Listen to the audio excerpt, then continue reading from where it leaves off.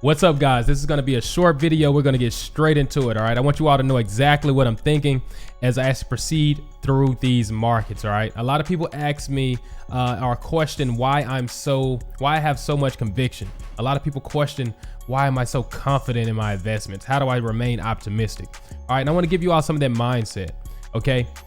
Right here, we're looking at the US debt clock. Okay. The US debt clock, the national debt clock. This is how much debt we're accumulating in real time in the US. Of course, it's going to be plus or minus, right? It's not directly on point, but you get the picture, right? You look up here, we see 33 trillion in US national debt and growing. All right. All you need to understand really is that the biggest question about this is, how is this going to get paid? How is this debt going to get paid? This debt is going to get paid by printing money. Okay. When they're going to print it, how much they're going to print is irrelevant. It's going to happen. It always has. Our debt will increase forever in the United States. I used to be boggled by this idea because I would wonder, when are we going to pay it off? They're never going to pay it off. They're going to print more money. It's going to make the debt decrease. I talk about it in the previous video. All right. So go to my previous video. I'll link it up top, link it in the description, and you can actually get more information. All right. But the key takeaway to this is this right here, guys. If I draw another chart, and I've been drawing it and already playing with it, but if you look up here, boom. If you look at this chart, our markets will always do this. Our markets will go straight up. Our dollar, US dollar, will go straight down. There's no actual, that's the only thing that can happen. This is all that will happen. This is all that does happen in the United States of America.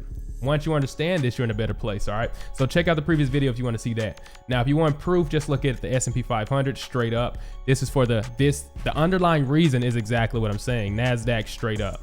The underlying reason is the same. US housing market straight up. All right. So we'll leave that there. So I have a bag of money that I need invested, guys. I have money that I need invested, that I've worked for, that I need invested. It's diminishing in real time. This is the sentiment of a lot of investors. And the situation is that they don't want to put their money in the S&P 500, not all of it, because it's not the most depreciated asset class. The returns will be there over long periods of time. Rest assured, if you put your money in the S&P 500 right now, if you look 5 years later, you will have more money. Like, you'll have more money, definitely, right? And over 10-year spans, guaranteed, right? So it's not necessarily risky, in my opinion, to put money in the S&P 500 right now. It's just not the best returns, right? NASDAQ, I'm thinking the NASDAQ is going to be a good opportunity for me. It's down around 20% year to date. So I think I'm going to put some money in the NASDAQ, but it's still not the most depreciated asset class. And I for sure am not putting money in real estate. A lot of real estate investors share the same sentiment. If you're a real estate investor, post in the comments, are you buying real estate right now? I imagine your answer is probably closer to no. And the reason for that is real estate has had the best run, one of the best runs in US history in the past few years, right? So I have a property that I bought 3 years ago. The property next door is for sale for double what I paid for my property, which is right next door.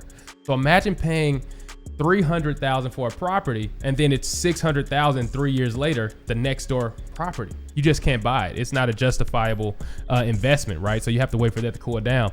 A lot of real estate investors share this same sentiment. That's what I need you all to see. They have money. They've been accumulating dry powder, and now they're in a situation where they need to invest, right? Or people have been working and they need to invest, right? And they're definitely not going to put their money. They're not putting their money in the real estate that's double. They're just not doing it at this very moment, right? They're not going to get their best returns in the S&P 500 right now. The NASDAQ seems to have pretty good returns, right? Oil has ran all the way up. So where does that leave you, right? It leaves you in Bitcoin. Bitcoin is where the opportunity is. I'm seeing a lot of people who are real estate investors not find deals and actually question Bitcoin. And they're like, hey, Bitcoin might be where I want to put my money. I'm seeing this in real time, right? This is personal conversations, anecdotally online, right? So if you actually look, right, you can keep it very simple, right? If you're not a believer in Bitcoin and what Bitcoin offers as far as a value hold asset, then I don't know what to convince you of. I don't even know why you're here in cryptocurrency. Me personally, I have full conviction on Bitcoin, right? I believe that Bitcoin will be worth more in 5 years than it is today, easily. right? Easy. And if you look at this Bitcoin rainbow, it kind of extrapolates out over a logarithmic scale. It extrapolates out the price of Bitcoin. So if you look at it, marks the halvings. And if you look really simply, the price is lowest around the halvings. Halvings, price is lowest. Halving, price lowest. Halving, price is lowest. You tend to have these bull markets in between, right? Call it a coincidence, call it lucky, call it, whatever you want. The proof is in the pudding. There's the data, right? I believe the same thing is going to happen this time. I believe the lows are going to happen around the halvings. I've started buying already. I've started buying around here. I'm going to keep buying until the lows go away, and then I'm done. I'm done buying, okay?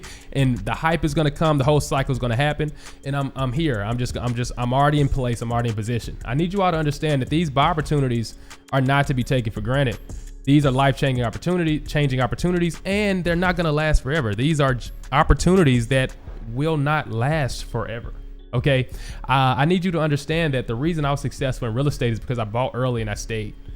I bought at a local top in real estate. Like when I bought in real estate, it was like high. It was like at this peak here.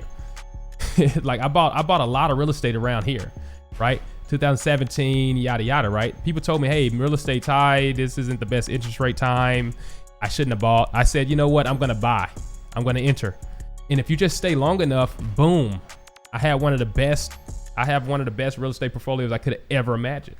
And I bought at one of the worst times. I think this is the same case for my crypto. When I actually started in crypto, I had a $180,000 portfolio, which ran up to a $500,000 portfolio, which is when I started the channel. All right. That then ran down to now a $200,000 portfolio, right? And now it looks like, hey, you lost money. No. If you look over time, you're going to watch my portfolio go through the roof, and I'm going to look like a genius, just like I do in real estate, but I'm not a genius. The only thing that's genius about me is that I take action. Actually, this is the thing that's genius about all of the good investors. The good investors take action early and they stay and they keep taking action. And that's why the proven strategy to making money is DCA, dollar cost average, just dollar cost average. And you're going to take advantage of this huge system we have. Dollar cost averaging works because the US will always take on debt and they'll always print money to pay the debt, and that'll always cause inflation, always, and that'll always cause the dollar to go to nothing, and that'll always cause the assets to go up and up and up. And if you're in the assets, you go up, you go up, you go up, you go up, okay? Bitcoin is in the asset class to me, and this is exactly what's happening. Now, this justifies Bitcoin to me, but it does not justify altcoins, okay? And I am an altcoin buyer. So how do we justify altcoins? Right? You still have to have a way to justify altcoins. Blockchain technology and Bitcoin aren't the same thing, right? Cryptocurrency and blockchain technology aren't the same thing, right? So blockchain technology has capabilities that are far greater than what Bitcoin has to offer, right? Bitcoin just does not suffice for a lot of the blockchain implementations, world-changing implementations that we have for blockchain. Right? That leads me to altcoins, right? Bitcoin just won't suffice. Check this out. One of my favorite practical use cases for cryptocurrency is going to be tokenization of real world assets. Okay. Taking real world assets and actually putting those on chain, right? Putting those on chain to have more security, to have more decentralization, more visibility, right? This is just going to be more immutability, right? So this is just something that's very fascinating to me, right? So if we actually take a look deeper, right? Let's take one example. Let's take tokenization of art, right? This is actually an industry that's spinning up. Tokenization of fine art. So fine art is an asset class, guys. So right now you've got the Mona Lisa, for instance. It's sitting up in a museum, one painting, right? In one owner, right? And then it just appreciates due to its scarcity, right? Due to it being limited, due to it being rare, right? But imagine actually tokenizing the Mona Lisa into 1,000 NFTs, and now we can have a group of people have ownership of the Mona Lisa.